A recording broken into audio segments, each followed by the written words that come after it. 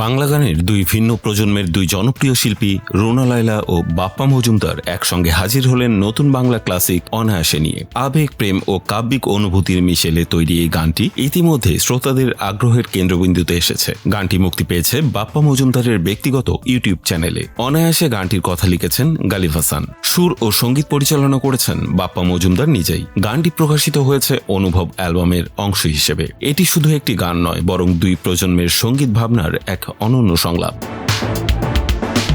একদিকে রুনা লায়লার পরিণত ও আবেগঘন কণ্ঠ, অন্যদিকে বাপ্পা মজুমদারের আধুনিক সুর আয়োজন। দুয়ের সমন্বয়ে তৈরি হয়েছে সমসাময়িক বাংলা গজলের নতুন ও আধুনিক আবহ। সংশ্লিষ্টরা বলছেন, বাংলা গজলের শ্রোতাদের জন্য অনায়াসে হতে পারে একটি বিশেষ সংযোজন। গানে প্রেম, আকুলতা ও অনুভূতির কাব্যিক প্রকাশ গানটি সমসাময়িক বাংলা সঙ্গীতের এক অনন্য সংযোজন ও ভিন্ন মাত্রা যোগ করবে বলে আশা তাদের।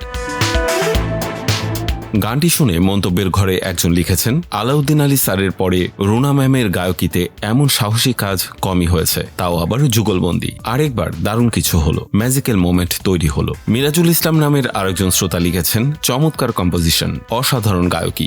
বাংলা গজল যে এত সুন্দর হতে পারে অনেকদিন পর শুনলাম, আরও গান চাই। অভিনন্দন রুনা ম্যাডাম এবং বন্ধু বাপ্পা। আরেক শ্রোতা শাহরিয়ার লিখেছেন, কে বলবে তার বয়স 73, এখনও এমন তীক্ষ্ণ মিষ্টি কণ্ঠ।